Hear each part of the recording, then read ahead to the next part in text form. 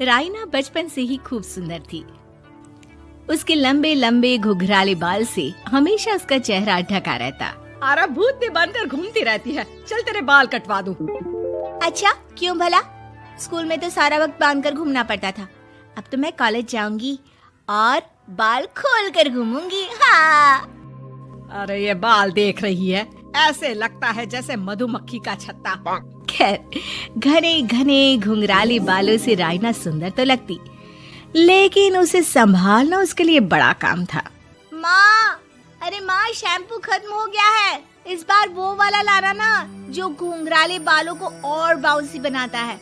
माँ ले आना, हाँ जरूर से। कल मेरा कॉलेज का पहला दिन है, मैं चाहती हूँ सब मुझे देखकर जले। अगले दिन राइना कॉलेज पहुँचती है, जहाँ एक लड़का उसे छेड़ते हुए कहता है, अरे लगता है चाउमीन में सोया सॉस कुछ ज्यादा ही गिर गया। अरे मुझे तो चेहरा दिख ही नहीं रहा। लड़कियां भी राइना का मजाक उड़ाती है। अरे यार, ये कंगना की कॉपी करके कौन आया है? लोकल कंगना और कौन? राइना को सभी पर गुस्सा आता है, लेकिन वो कुछ नहीं कहती। स्कूल में तो बाल बंधे ही रहते थे, लेकिन कॉलेज में राइना एक लड़की से कहती है, हाय, मेरा नाम राइना है, मुझे आर्ट्स डिपार्टमेंट में जाना है। कहाँ से है रास्ता? अपने बाल हटा कर देखो, सामने ही बोर्ड लगा है। राइना को कॉलेज में भी दोस्त बनाने में दिक्कत आ रही थी। वो रोते रोते घर आ जाती है। माँ, मैं क्या करूं? आज तो सारा दिन लोगों ने न जाने क्या क्या बोलकर मेरा मजाक ही बना कर रख दिया। माँ प्लीज कुछ करो ना मेरे बालों का। मैंने तो पहले ही कहा था कटा दे, पर तू। अरे कटाने से क्या होगा, उल्टा जो थोड़े बांध कर ये इन्हें समेट सकती है ना, वो भी नहीं कर पाएगी। तो क्या मेरी कोई दोस्त नहीं बनेगी कॉलेज में, या मैं हमेशा लोगों के मजाक का ही शिकार होती रहूंगी? राइना जोर जोर से रोने लगती है। तभी उसका छोटा भाई आ जाता है और राइना के बालों के बीच एक पेंसिल छुपा देता है। तभी उसका दोस्त भी पीछे से आ जाता है। अरे ढूंढो ढूंढो, कहाँ है पेंसिल? मैं नहीं बताऊंगा। दोस्त काफी कोशिश करता है, लेकिन उसे पेंसिल नहीं मिलती। वो वहाँ से चला जाता है। थैंक्स दी, आज आपके बालों ने तो मुझे बचा ही लिया। अच्छा, बहुत दिनों के बाद बालों को लेकर कुछ अच्छा सुनने को मिला। मुझे भी पहले लगता था कि मेरे बाल सबसे सुंदर है, लेकिन अब पता चला। अरे क्या पता चला, क्या हो गया? देख, किसी भी चीज के ना दो पहलू होते हैं। या तो तुम बालों से ही लोगों का मन जीतो, या फिर रोती रहो। अब ऐसे घने बाल तो तुम्हें भगवान ने दिए हैं। राइना को पिता की बात समझ में आ जाती है।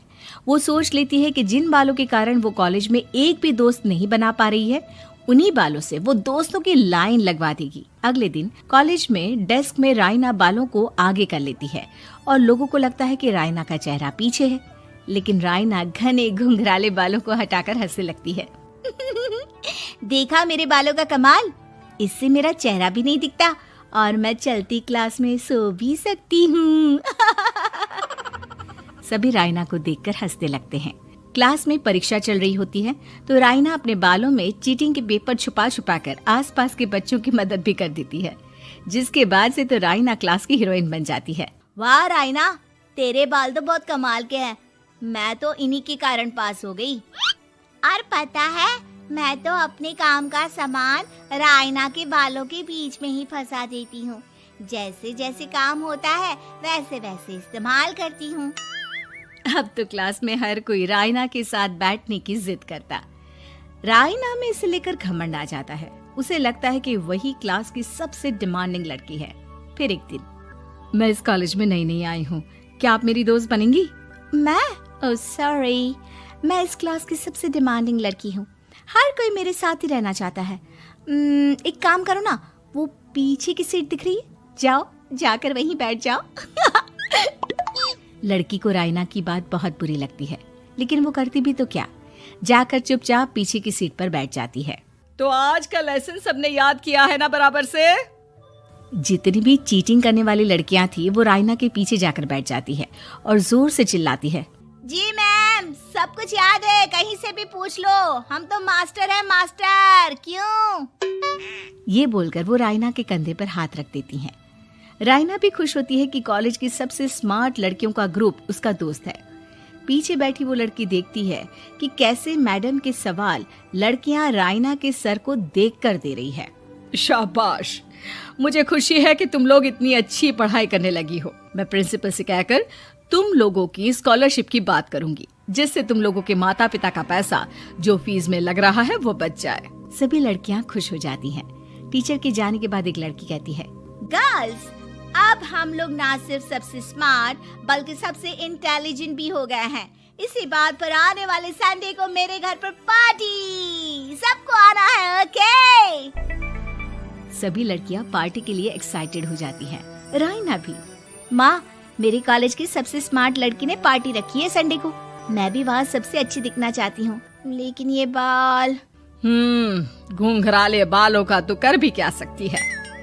तभी उन लोगों की नजर पार्लर के एक इश्तिहार पर पड़ती है जो 3000 रुपए में बाल स्ट्रेट कर रहा था। माँ, मुझे पैसे देना, मैं बाल सीधे करवा कर आती हूँ। संडे को पार्टी में सबसे अच्छी लगूंगी। बस फिर क्या था, अपने घुंघराले बालों को रायना पार्लर जाकर स्ट्रेट यानी कि सीधा करवा लेती है। और फिर पार्टी वाले दिन, हाय गर्ल्स, कैसी लग रही हूँ मैं? ओह नो, शिट, ये क्या करवा लिया बालों का हाल? और जिसके घर पार्टी थी वो लड़की, अरे ये क्या करवा लिया? तुम्हें मालूम नहीं है, जिस बालों में चीटिंग रखकर हम लोग टीचर के अगर इम्प्रेशन जमाते थे, उन बालों को तुमने। अरे हमें तो स्कॉलरशिप भी मिलने वाला था, अब तुमने बाल सीधे करवा लिए। अब तुम हम लोगों के लिए किसी काम की नहीं हो। अरे लेकिन हम दोस्त तो है ना, क्या मैं अच्छी नहीं लग रही हूँ? हमें तेरे अच्छे और बुरे लगने की कोई जरूरत नहीं है। हम लोगों को तेरे बालों से फायदा था, अब वो नहीं है, तो हम तेरे दोस्त भी नहीं है। जाकर बाल वापस घुंघराले करके आ, तभी तो हम लोगों की दोस्त बन सकती है। रायना रोते रोते घर आती है और माँ को सारी बात बता देती है। माँ, ला पैसे दे, मैं बाजार जाकर बाल ठीक करा के आती हूँ। लेकिन माँ, मुझे ये बाल बहुत अच्छे लग रहे हैं, काश ये बाल मैं पहले ही सीधे करवा लेती।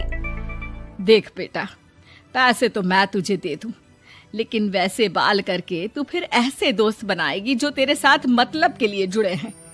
लेकिन इन बालों में तू ऐसे दोस्त बनाएगी जो तेरे साथ जीवन भर का साथ निभाएंगे। रायना को माँ की बात समझ में आ जाती है।